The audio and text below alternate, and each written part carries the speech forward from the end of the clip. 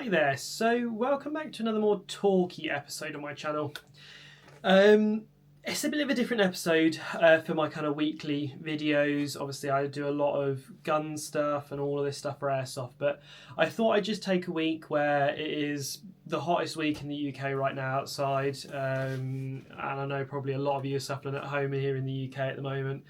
Thought I'd just do a video this week that was less about kind of fixing things or reviews or this, that and the other, and just talk to you about what my plans are for Airsoft in 2025 and a little bit about what's been going on with me currently and why I've currently got no more videos to upload. So at the time of me making this video, I'm about to go through a big content creation kind of thing, so I'm going to probably get the next couple of months worth of videos done all in one go, but today I'm kind of completely flat out. This is just an episode of me talking about my plans for 2025. So first things first, with 2025 kind of getting midway through now, we're getting to that summer season where I normally take a month off from Airsoft just because it's a bit too hot for me to play.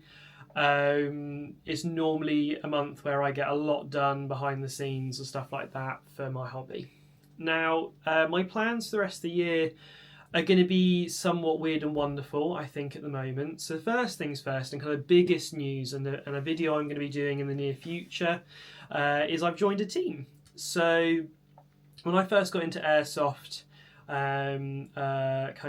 this will be me hitting the in November it'll be me hitting the 2-year mark. So when I first got into Airsoft, over a year and a half ago now, I didn't really know where this would go. So I hadn't got any friends in the sport. I was going to different sites. It was very much by myself, setting up by myself every day, stuff like that. And now I'm very privileged to have an amazing group of guys that I play with on a regular basis, and then a few friends from my personal life that join me too.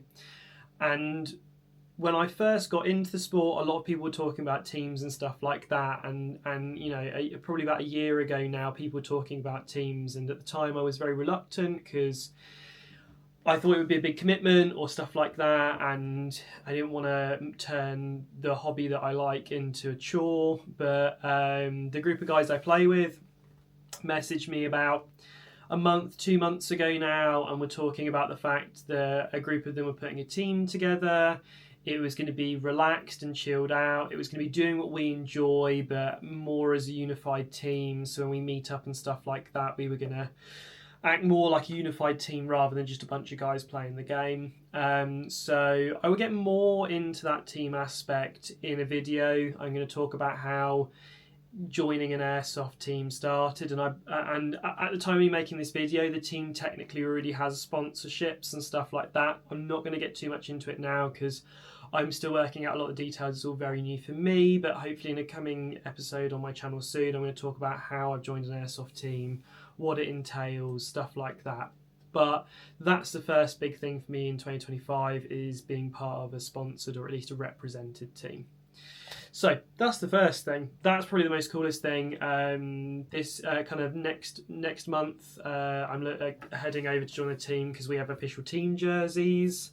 By the sounds of the way the team's going, it's going to be a hybrid between Mills Sim and a little bit of Speed Soft in there too. I know a lot of the guys are pretty hardcore Mill Simmers, but they also quite like the speedy aspect too, just for those fun days, especially when it's hot outside. You don't want to carry a bunch of gear around. Sometimes a t-shirt and some shorts, running around with little speedy pistols, a good time. So I think there's going to be a lot of that too. So that's the first thing. That's the first thing for me in 2025, is joining a team. The second thing really that I'm looking forward to in 2025 is I've got myself into a position now where I'm going to be expanding my kit. So I've got some second-hand stuff on the cards which I'm going to be picking up and reviewing, and also talking about purchasing airsoft equipment second-hand, what's a good way of doing it, what's a bad way of doing it, and share my experience with it with you. I can tell you, for starters, there's going to be lots of cool things that a lot of people don't know about airsoft, kind of ways of getting second-hand equipment, what not to do to get second-hand equipment too, because there's lots of things you shouldn't be doing to get second-hand equipment. So we're going to talk more about that too. So I've got some stuff coming in. One of the things I've managed to find somebody who's got some decent stuff recently is that I've always wanted to do like a juggernaut build for the winter. So kind of like plate carrier, shoulder armour, or kind of like pauldrons, and neck armour, and like the cool juggernaut stuff you see. And it's either like Temu or like some really dodgy rubbish from really dodgy websites. But I managed to find somebody who's got like a full set of stuff they're willing to sell for very cheap that's pretty much brand new. So I'll be covering stuff like that on the channel too, and my experience picking those up and whether I think it's worth it and things like that too. When it goes to Rifs and stuff like that, I've got 3 projects that I'm looking at starting within the next 12 months for Rifs. I want to do a full pistol build from scratch, and I'm still debating between a high capper, because I already have a high capper, but it's not technically a high capper, that's the Sand Viper, and an AAP01 build. Obviously, a lot of people recommend AAP01 builds because it's like the most versatile pistol on the market currently with the most aftermarket upgrades. Then you have high capper builds, which are slightly, how do I put this? AAP01's lots and lots of customization, but is definitely lower down on kind of quality, I would say. The amount of people who have issues with performance with AAP01s is ridiculous, and a lot of the compatibility aftermarket support is not quite there. Whereas the high capper stuff, a lot more expensive, I'm finding, for the high capper stuff. Doesn't seem to be that there's a lot of options for aftermarket parts, but by the looks of things, if you stick to one brand for aftermarket high cap upgrades and you put them together, seems to be that there's less complaints on that side of the fence than the AAP side. I'm still exploring it, so if you've got any experience with kind of the high capper or AAP and you want to throw your hat in the ring in the comments and just be like, this is my experience, you know, do this but don't do this, you know, I'm always happy to take on board feedback, and I really do welcome it, because again, the whole point of this channel is to welcome people into the sport and try and give you my impression of it as I'm joining the sport too. So that's one of my things for the year, is an AAP or high capper project from scratch. So I literally want to build it from scratch. I might buy a starting frame. So like a lot of people recommend like buying just the bog standard AAP01 or AAP01C, or buying a TM high capper. I think I'm probably going to go with the full length high capper if I did go high cap. So probably the 5.1, not the 4. So I'll have a look at that. Second thing I want to do is I want to build a goofy build. I want to build something that's fun and exciting, and I have a great idea in mind. I've seen lots of people go around in fields with silly combos, like novelty-sized pistols that are this big. So it's basically an M4, but it's a gas blowback pistol. It takes 2 hands to carry. I've seen somebody with an AAP build with a suppressor so long it looks like an anti-aircraft cannon. And it's locked to semi and they use it as a DMR. Hilarious. I want to do a build like that, but I already have an idea. I want to do a hidden gun build. So this is going to be a gun that's built into an everyday object or thing. So it's probably going to be non-blowback, and it's probably going to be gas, and it's probably going to be something that's quite hysterical, just something fun to take to game fields that makes people giggle when they get murdered by it. I kind of have an idea, and it results in it being a gun hidden inside of something with also a ridiculous bayonet on the end. I've got a plan, and I will do the build on the channel as well. So that's the second thing, is like a novelty riff build for Airsoft, something stupid, something fun, showing how you guys can take what can sometimes be a really serious sport, because again, when you're doing event days where you really want your team to win and you're trying to help each other and there's a lot of competition, the game can get really serious. And I understand that, and I enjoy sometimes the serious aspect of it, but I also think that there should be that light-hearted part of the sport where you can walk around a corner and just see somebody with the most ridiculous thing shooting back at you. I once played a whole day of Airsoft where a guy didn't even buy a Riff. He literally went around the whole day in a CQB environment with nothing but a lightsaber. Didn't fire a single shot all day. And the funniest part of our day is as we were all made to line up to chrono at the start of the day, so everybody chronoed all their guns at the same time. He's there sticking the tip of his lightsaber through the chrono because he literally didn't even bring a Riff with him. He just used a lightsaber all day. And that was a really fun day. And I actually had a game mode that was built around this guy halfway through the day because the rest were like, what if we make him do this or them do this? And it's a good time. So that's my second thing. My third thing for the year that I have kind of made the decision on now, but I'm waiting for stock, I'm waiting for parts, stuff like that just are not in stock anywhere in the UK, and it's probably going to be a while before they are because stuff's only just launched, is I think I've made a decision on my next full-size Riff, and it's probably going to be a Sega build. Now, whether that's the 12K or the SBS, I'm not certain. So this is the Tokyo Marui Sega Tri-Shot gas shotgun. The one thing in my collection I don't have at all right now is a shotgun, so I don't have a shotgun whatsoever. I put a picture of the Sega on the screen here. I think it's fantastic, and the idea of a gas shotgun, it's quite portable. I have picked up the 12K and the SBS, and while the SBS is slightly lighter, there's not much in it between the two, and I know that the 12K is lighter if you just drop the stock off the end. Compared to the SBS if you drop the stock off the end, or something along those lines. Sorry, it's very hot here. So I'm kind of torn between the two. I like the stubbiness of the SBS, however, and the fact that it comes with 90 round mags, which is 30 shots, compared to the 12K, which I think is 10 shots a magazine. It's like 30 rounds, 10 shots, which is crazy for an airsoft gun because the mags are ginormous.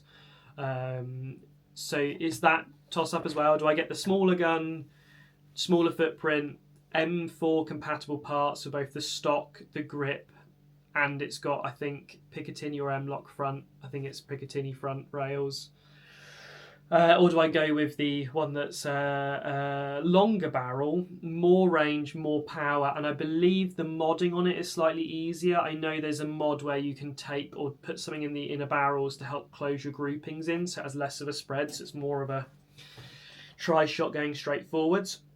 I know there's more support for aftermarket for the 12K currently because it's been out for much longer, and a lot of people think the SBS is ugly, which kind of agree with in a way. I think the issue with the SBS is the front is garbage, looks awful, because the little it is Picatinny rail sections. You get a couple at the front, and if you put anything on the lower Picatinny rail, you can't detach the mag, so it's not great organisation. And I also, the standard M4 stocks that they stick on those are also pretty nothing to write home about.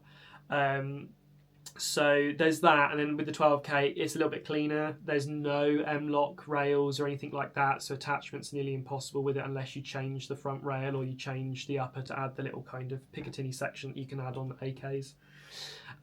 So it is a toss-up between the two. I'm not 100% sure. The SBS is more expensive. The 12K is cheaper currently. However, by the looks of it, retailers are selling it for lower prices, so the 400 range. The SBS is 490. The 12K is 450. But for retailers who aren't selling them that cheap, they're selling them the £500 range. They're both about 525 to 550. There's no price difference between them, so it's just going to have to be who I buy it from retail wise as well. See if people do price matching this, that, and the other. Mag wise, the mags aren't too different in costs. So the smaller mag's about 45 quid, and I think I found the big mags in stock somewhere for £49. So actually, it's not a massive difference in magazine costing, even though one of them's got 3 times the one of them's 30 rounds, one of them 90. So that's another build that I'm looking at, and I want to look at that, and I'm still not deciding what the end point with that will be. Maybe a bullpup build, because I've been excited in the idea of doing a bullpup, and they've released a new bullpup kit for the Segas. The only issue is it's nearly the same price as the actual Riff itself currently, so I have to wait for that to come down in price, or clones to come out which are the same quality but aren't ridiculously costing. So something along the lines of that. So that's the Riff side of it for the year. And then the last thing I want to kind of do for the year is I think this will be the year where I'm finally going to invest in equipment to bring you some footage from game fields. Now, footage from the game fields is something I've been debating for a long time, because I do want to show you stuff in action. So when I'm providing you a review, I can show you how this thing works in real life. And I think that's important. I don't much care for gameplay clips. And this is where I'm it might be a controversial thing. There are people who I've played with at game sites who do amazing clips already. And I don't want to get into an already saturated social media market.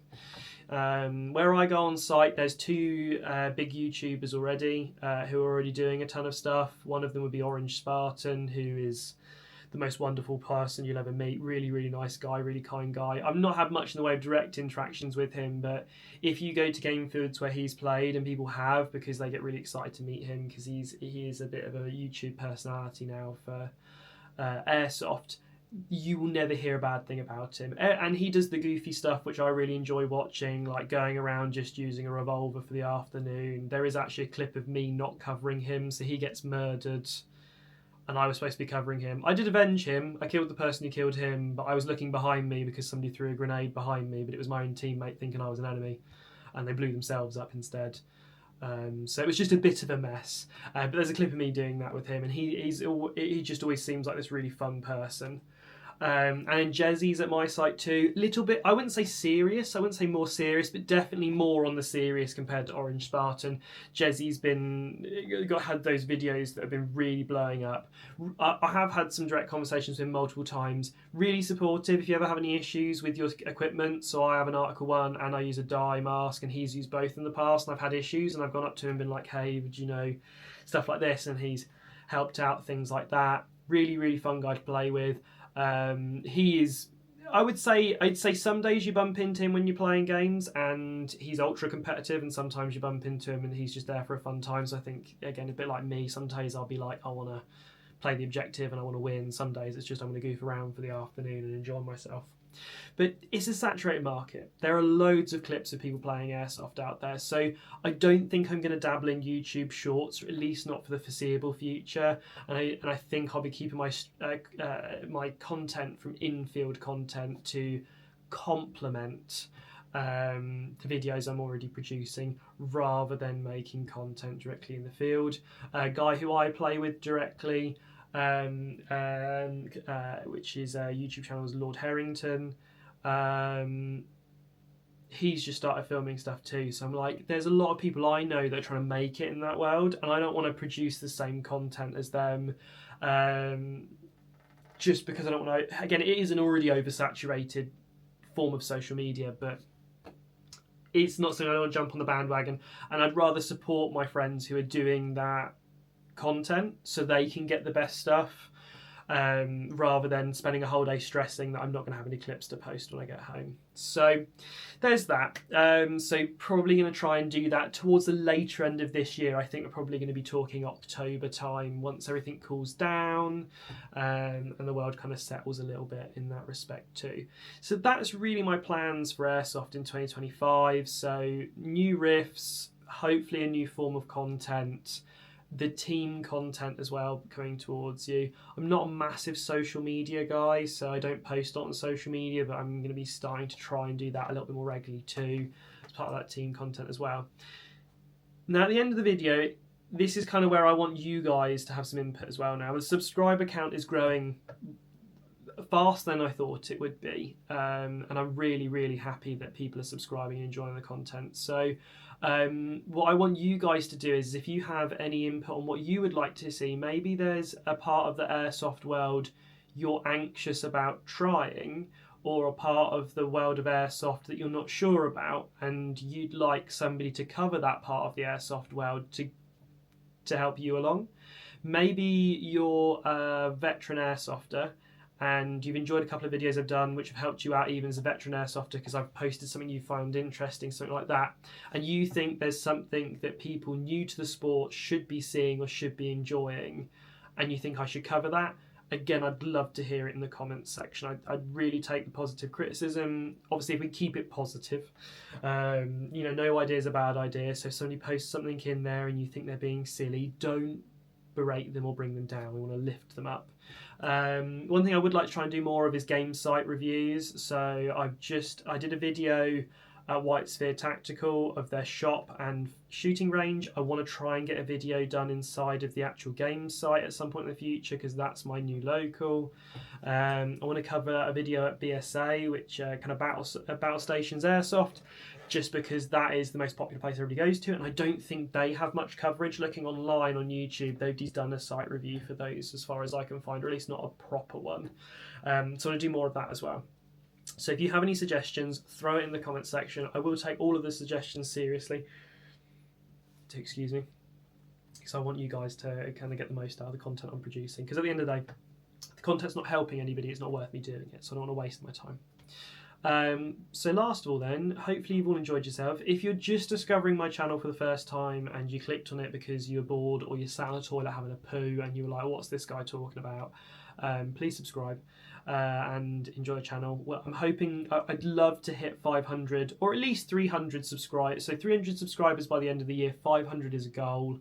I want to get to the point where we can do channel memberships and stuff like that, because what I'm probably going to end up doing is if we do channel memberships where people can subscribe to the channel, 100% of the money I'm going to generate off of channel memberships we're going to use for the community. So if 100 people pay £6 a month and we have £600, then I will do a £600 giveaway raffle for some equipment.